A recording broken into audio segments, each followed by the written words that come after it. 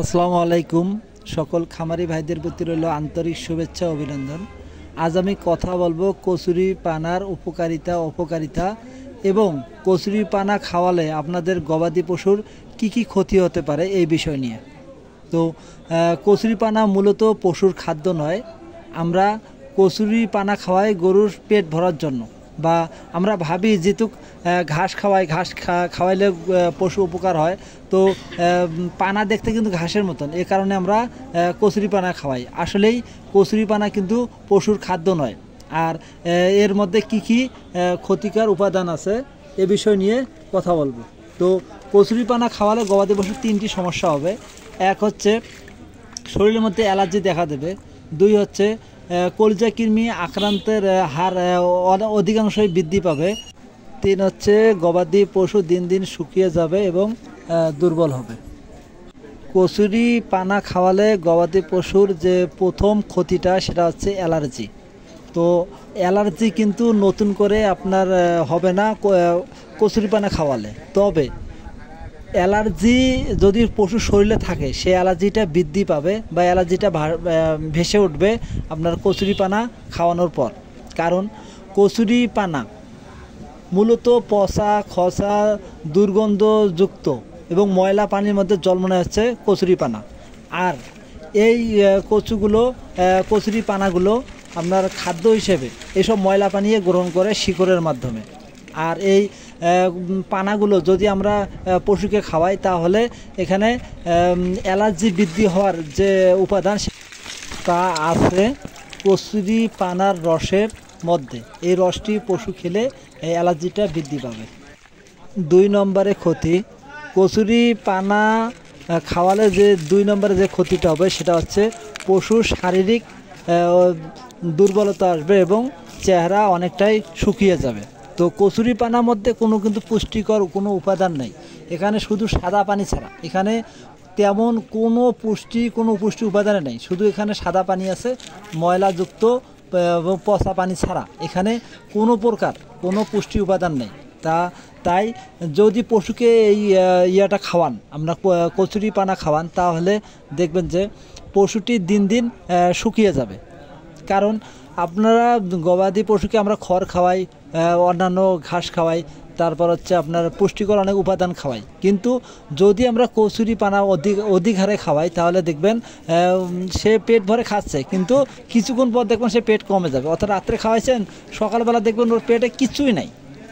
তার মানে ওর দীর্ঘক্ষণ একটি খিদা থাকে। অর্ধেক রাতের পেট থেকে সব বের হয়ে যায়, বাকি অর্ধেক রাত কিন্তু খিদার মধ্যে থাকে। এজন্য খিদের কারণে, এই খিদেটা থাকার কারণে সে কিছু ওই সময় হয়তো খেতে পারে না, বা কিছু ওই সময় আমরা দিই না অত রাত্রে। তো এই কারণে কিন্তু সে শারীরিক দুর্বলতার দিকে যায়। আমরা যেমন একবেলা খাই, আরেকবেলা যে না খাইতে আমাদের শরীরে মনে হয় যে অনেক দুর্বলতা আসে এবং মুখ টুক সবগুলো শুকিয়ে যায়। কারণ হচ্ছে আমরা এক সময় খেলাম কিন্তু আরেক সময় আমরা খাই নাই বিধায়। তো গবাদি পশু কিন্তু আপনার খাচ্ছে, একবেলা পেট ভরে খাচ্ছে, কিন্তু পরে দেখবেন অর্ধেক রাতে দেখবেন পেটে সব বের হয়ে গেছে, বাকি অর্ধেক রাত সে উপাসে থাকে। এই কারণে দেখবেন তার শারীরিক ক্ষতি আসবে এবং সকালে দেখবেন হাড় হাড্ডি সবগুলো বের হয়ে যাবে। তো গবাদি পশুর শারীরিক ক্ষতি হয় আপনার হচ্ছে কচুরি পানা খাওয়ালে। 3 নম্বরে হচ্ছে কলিজা কৃমি। তো গবাদি পশুকে পানা খাওয়ালে বা বর্ষাকালে যেসব ঘাস আপনার পানিতে ভাসে, এসব ঘাস যদি আপনারা বর্ষাকালে নিয়ে এসে পশু খাওয়ান, তাহলে সেখানে কলিজা কৃমি বৃদ্ধি হওয়ার বা পেটে গিয়ে বংশ বিস্তার করার একটি বড় মাধ্যম। এবং অধিক হারে পেটের মধ্যে গবাদি পশুর শরীরের মধ্যে অধিক হারে বৃদ্ধি পাবে এই কলিজা কৃমিগুলো যদি আপনারা এই পানা বা বর্ষাকালে ঘাসগুলো খাওয়ান। কচুরি পানা বা বর্ষাকালের ঘাস, পানিতে ভাসা ঘাসগুলো খাওয়ালে কিভাবে গবাদি পশুর শরীরে কলিজা কৃমি আক্রমণ হয় সেটা আমি বলতেছি। তার আগে একটা কথা বলি যে কচুরি পানা এবং কচু এরা কিন্তু জাতি ভাই। কচুরি পানা এবং কচু এদের দুইটাই আপনারা ভিতরে দেখবেন একই রকম, এদের রস দুটোই কচুর রস হচ্ছে আপনার মুখে ধরে, আর আপনার কচুরি পানার রস কিন্তু আপনার পেটে ধরে এবং গবাদি পশুর পেটে হজম প্রক্রিয়াকে বাধাগ্রস্ত করে। পানিতে ভাসমান এসব ঘাস পশুকে না খাওয়ানোই ভালো, এটি উপকারের চেয়ে ক্ষতি হবে বেশি। তো আসুন আমি কলিজা কৃমির বিস্তারিত কিছু কথা বলি। তো কলিজা কৃমি মানুষ হোক আর গরু হোক পেটের মধ্যে কিন্তু ডিম বা বাচ্চা হয় না, এরা এসে মলদ্বারে এসে আপনার ডিম বা বাচ্চা দেয়, ডিম দেয়। তো যখন মলদ্বার চুলকায় তখন আমরা কি করি, নখ দিয়ে চুলকাচুলি করি। তো এই নখের মাধ্যমে আমার মুখে যায়, মুখ দিয়ে পেটের ভেতরে যায় এবং সে আমাদের কলিজা কৃমি বংশ বিস্তার করে। আর গবাদি পশুর একই নিয়ম, তবে যেহেতু ওর মলদ্বারে চুলকালে সে চুলকাতে পারে না, বিধায় গোবরের সাথে জমিতে যায়। আর এই জমিতে যাওয়ার পর, গোবরের সাথে জমিতে যাওয়ার পর সেখান থেকে আপনার বর্ষাকালে বিভিন্ন ঘাসের মধ্যে এই লাভাগুলো আশ্রয় নেয়। আর এই লাভাগুলো যখন দেখা যায় পানি অনেক বেশি ভাসে, তখন এরা আশ্রয় নেয় হচ্ছে বিভিন্ন পানা বা পানিতে ভাসমান যেসব ঘাস সেসব আশ্রয় নেয়। আর এইসব ঘাসের মধ্যে আপনার বেশি থাকে হচ্ছে শামুক, ঝিনুক বা টোকরাই। তো এরা আবার এই যে খাদ্য হিসেবে গ্রহণ করে হচ্ছে এসব আপনার লাভাগুলোকে।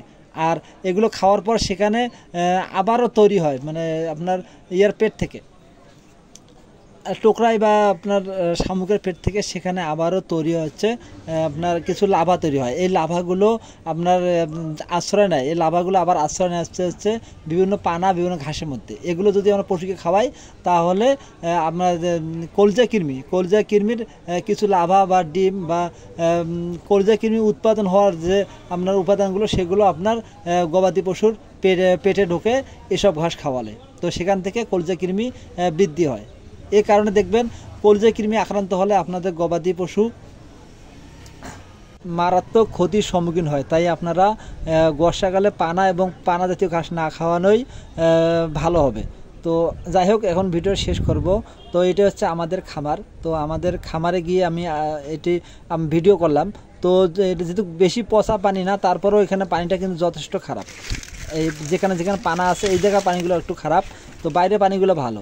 আর কিছু পচা খসা বা ডোবা আছে, এগুলোর পানি একবারেই জঘন্য খারাপ, সেখানে জন্ম নেওয়া হচ্ছে এসব কচুরি পানা। আর কচুরি পানার গায়ে দেখবেন সবসময় ময়লা বা এমন কিছু বিশ্রী জিনিস থাকে যেটা বলার মতো না। এইগুলো কিন্তু আবার খাদ্য হিসেবে গ্রহণ করে শরীরের মধ্যে রাখে হচ্ছে এই কচুরি পানাগুলো। আর এই পানাগুলোই নিয়ে এসে আমরা খাওয়াই এবং আমাদের গবাদি পশুর এ ধরনের ক্ষতি হচ্ছে। আমাদের খামারে এসব পানা হয়েছে, আমরা নিজেরাই কেটে খাওয়াই না, কারণ এগুলো খামারের পানি দেখবেন সব জায়গায় ভালো, শুধু আপনার যেখানেই পানা আছে সেখানকার পানি একবারে বিশ্রী। এবং সেখানে যদি আপনি কিছুক্ষণ হাঁটাহাঁটি করেন দেখবেন যে আপনার পায়ের মধ্যে আপনার হচ্ছে চুলকানি অথবা পানি কামড়া, যেটা বলি পানি কামড়া আক্রমণ করে। তো ধন্যবাদ, আপনারা কখনোই এসব পানা খাওয়াবেন না।